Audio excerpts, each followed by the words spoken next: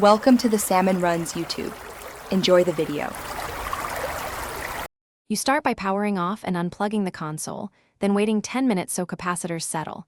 This reduces shock risk. Next, remove the 2 rubber feet and the 4 Torx T8 screws, place them in a labeled tray so reassembly is painless. Once done, slide the rear plastic panel straight back with even pressure. Do not lever near the vents because clips can snap. These steps expose the metal chassis and give you access to internal modules quickly, while keeping parts organized for later. With the rear panel off, remove the shield screws to reveal the antenna and board.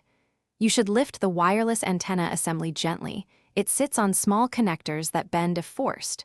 Use a plastic spudger to release ribbon cables. Pull by the connector, not the cable, so pins remain intact.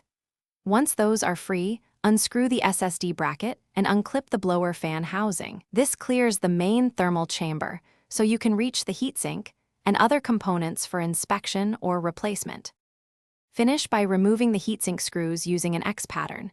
This prevents uneven pressure and potential warping of the APU. Once off, inspect the thermal paste.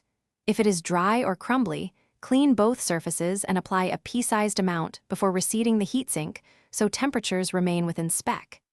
If clips or panels are stubborn, warm the surrounding plastic with a hair dryer on low for 1 to 2 minutes to soften clips.